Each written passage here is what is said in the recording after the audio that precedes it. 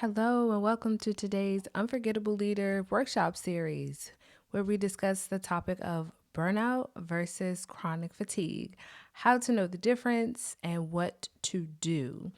Are you just overworked, or is it something deeper?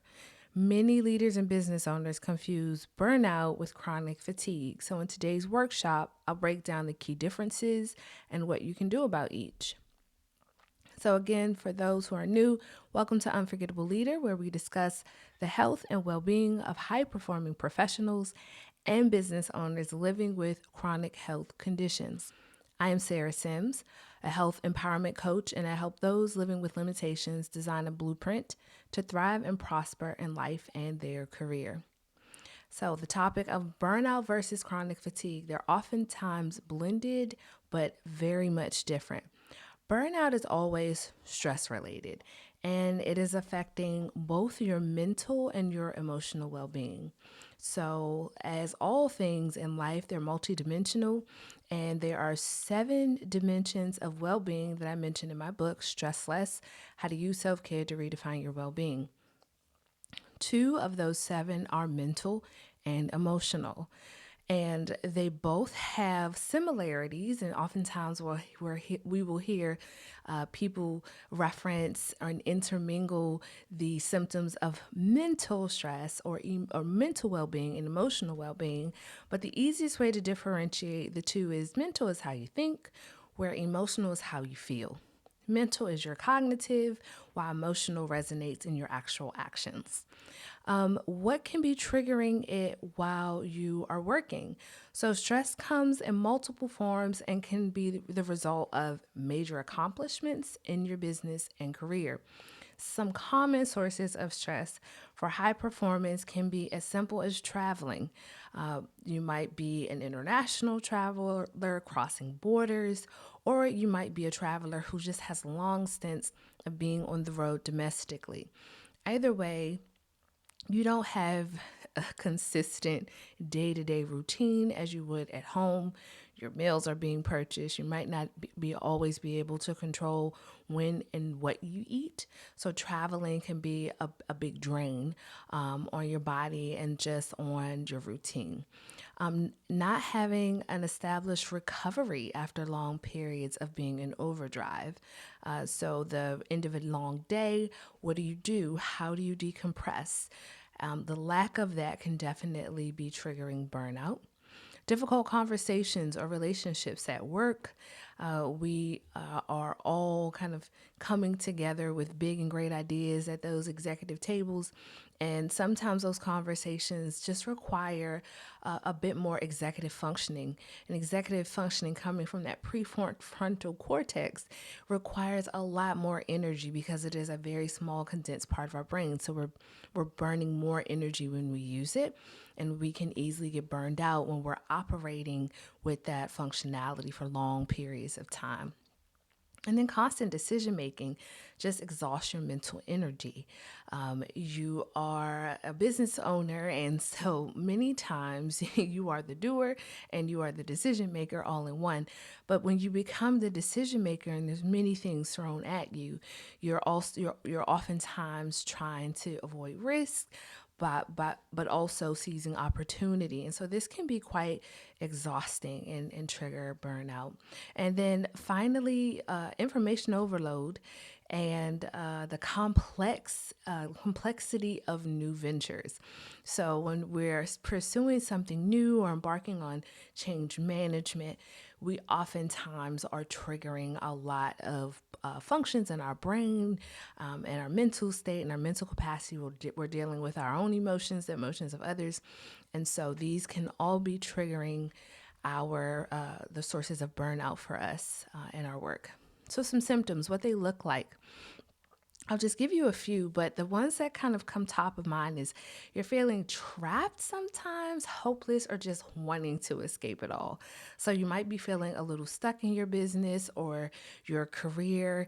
You are finding it difficult to know how to pivot, when to pivot, or just finding solutions in general. This might be something that typically came easy for you, but now you are feeling in a state, a stagnant state. Next is daydreaming about quitting everything and simply just dropping it all. I think I have personally felt that where I just want to call it quits and move on and start fresh, but that isn't always possible and we know it. And we know that's typically not how we face our work or complications in our work.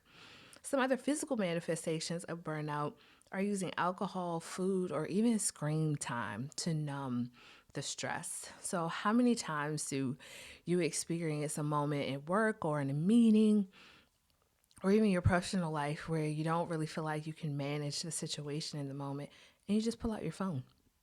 You just pull out your phone, start thumbing through. You don't sit and explore your thoughts. You just want to distract yourself. This is oftentimes some symptoms of burnout.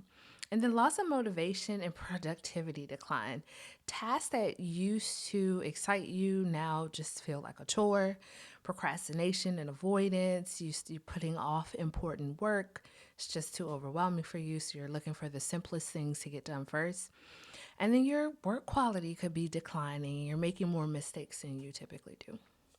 So now let's pivot to chronic fatigue, what it is, how do you see it triggered at work, and what are some of the symptoms? So chronic fatigue is a little different than mental and emotional sources of your well-being being challenged, like in burnout. With chronic fatigue, you're going to see it manifest more in your physical well-being. So chronic fatigue in executives and business owners, they often manifest differently than others in the general population or in your workforce due to you're just constantly in high stress situations and you're performing in very taxing environments. And so the symptoms can be misinterpreted as just you're just tired or exhausted, but it is definitely an indication of a deeper issue. So, what can be triggering chronic fatigue at work? Sometimes a combination of stress, lifestyle habits, and underlying health imbalances. So, one that comes to mind for me immediately is digital overload and decision fatigue. You are in back to back Zoom calls, conference calls, and endless emails overwhelming your brain. You are not really moving your body, but your brain is working overtime, even though you're not physically making draining yourself. Skipping meals or eating processed carbs leads to energy crashes. So we're not able to satisfy the dietary needs of our body throughout the day in a variety of ways, through meals, through nutritional supplements. So we are our bodies are craving micronutrients and these supplements that give us energy and give us the ability to focus and think clearly. We'll have long hours of working with very little recovery time. And this is going to be triggering the stress hormone of cortisol, and it's going to max out those levels. They're going to be extremely elevated. And then your nervous system ultimately just kind of stays in this fight or flight mode because it's decision making, it's trying to risk manage, it's trying to mitigate risk, it's trying to seize opportunities. And this can lead to adrenal fatigue over time. So, some symptoms of chronic fatigue are persistent physical and mental exhaustion, even after you rest. Rest is oftentimes not enough. You wake up tired despite you've had the 7 and 8 hours of sleep. You're feeling wiped out after the simplest task. It could even be a single meeting that could be draining you, or you feel muscle weakness, like you really do feel the inability to move your body and it just feels heavy. Not the inability, but reduced ability to move your body, and your body just starts to feel heavier. Mental fog and decision fatigue, you're slow thinking, you start to be forgetful, not as strategic. You have delayed reaction in decision making and the inability to just process new information as quickly as before. Frequent illness and a weak immune system is also a common theme of those who are experiencing chronic fatigue. You catch colds and flus often, and the recovery from these sicknesses are quite slow. You have lingering body aches and headaches without a real clear cause, and you might even be experiencing conditions that are triggered by chronic inflammation, such as your gut problems and skin flare ups, or even joint pain. Next, energy crashes and afternoon slumps. Your extreme energy dips midday. So you might be able to have a lot of energy in the morning, but by midday or later in the afternoon, you are really feeling all of the output, and you need rest. You need to disconnect. You might feel as though you're craving a nap and you need downtime. You also might be feeling wired, but tired at night. So you're exhausted, but you're still not able to relax. And then lastly, physical sensations and hormonal imbalances. So in chronic fatigue, body is tired, but the heart is racing and it's speeding up and it's doing things like untypical of your heart rate, and you are experiencing possibly some dizziness. You're just really physically checked out. So some fixes for burnout in particular are really focused on reducing your stressors, prioritizing recovery, and setting firm work-life boundaries. I don't like to focus too much on work-life boundaries because I firmly believe that work is life, and it is a big essential part of your life, and it can even be restorative. So when we talk about, I'll use the term since it's so universal, but boundaries is really what we're trying to seek when we want to avoid burnout. So the first step you want to take is just acknowledging the burnout. I've educated you a bit here. You understand some of the symptoms. You understand the effects it has on your mental and your emotional well-being. So you can't deny it anymore. You know how it shows up at work, how it shows up in your life, and you've kind of done that assessment for yourself. Next, you want to start to reprioritize, recovery. Schedule rest like you schedule work.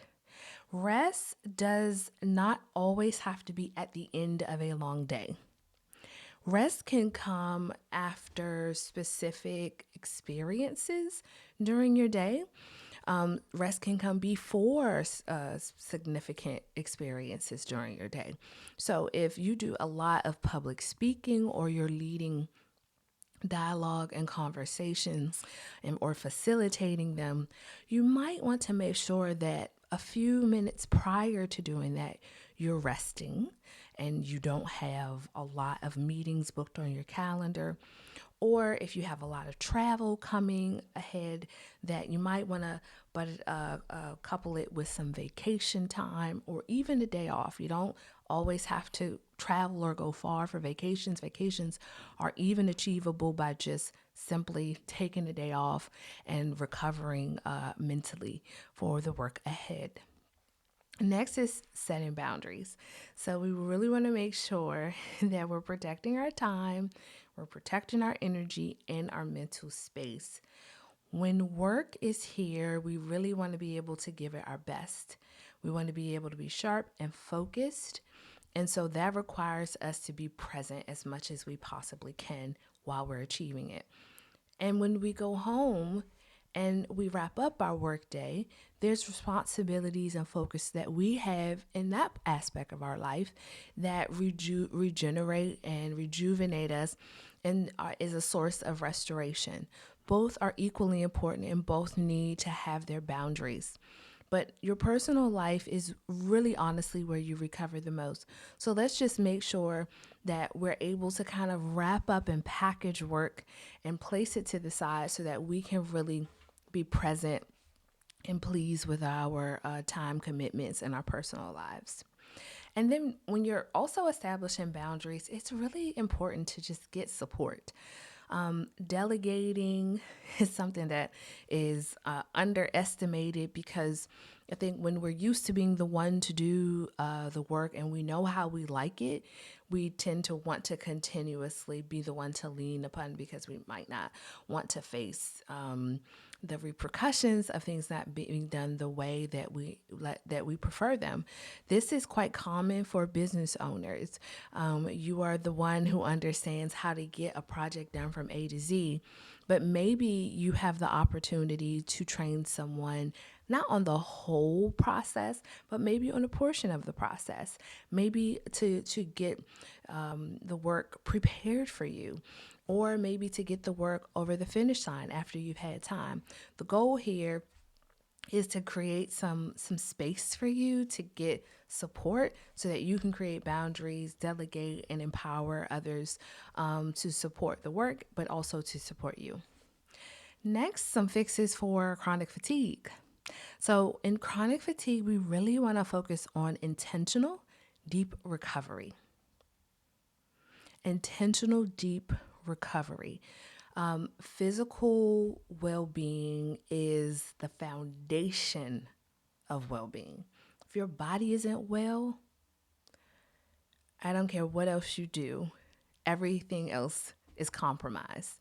When the body is challenged or the body is suffering and we don't get that part of mastery in our physical well-being, it's really difficult to build upon in the other six core areas of our well-being. So really intentional deep recovery is important. We want to rebuild the energy with a structured strategy. Now, and as an unforgettable leader, you're oftentimes working with a deficit. We don't always know how our conditions will manifest themselves from day to day, so it is really important that we have a plan and a strategy in place. When we have a day that isn't allowing us to be at our best, how do we still achieve and get the work done? How are we still able to maybe put our recovery and nursing our health into overdrive?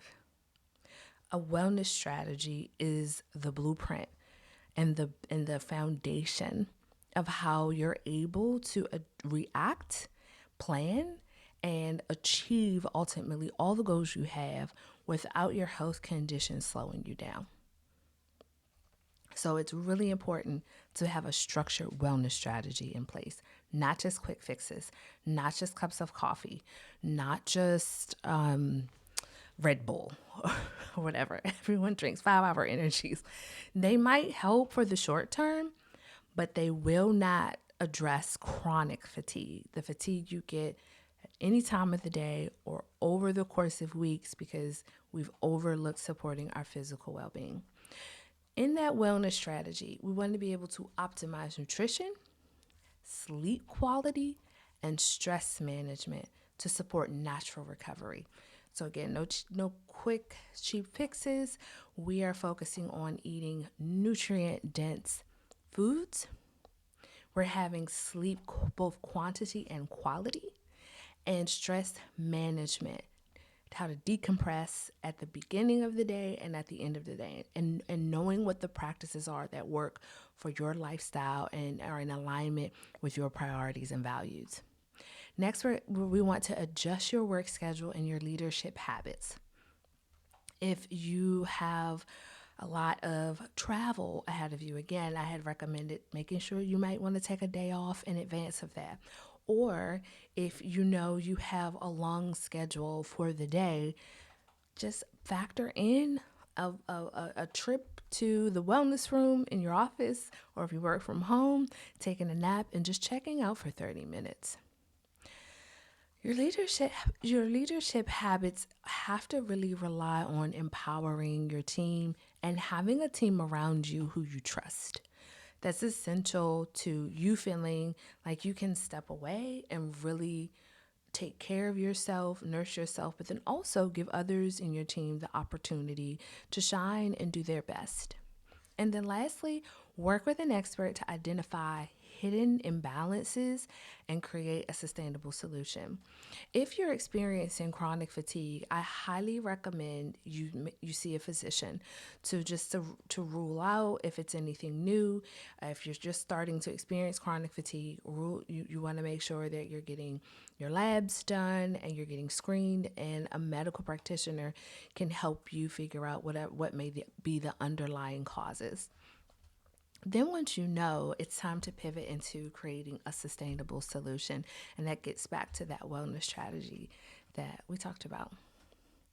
So, burnout and chronic fatigue, there we have it, what it is, and what we can start to do about it. There are warning signs, and that something needs to change. And I hope what we shared today in terms of solutions is valuable to you. You have a lot on your shoulders and in your hands. And so it's really important that your health not take a back seat and that it remains a priority.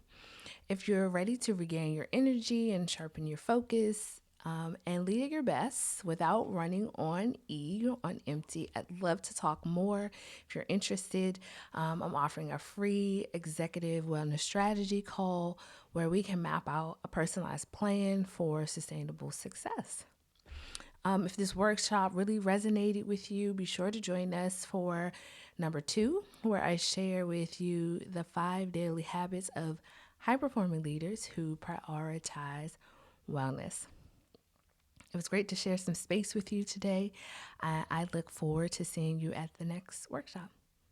Take care for now.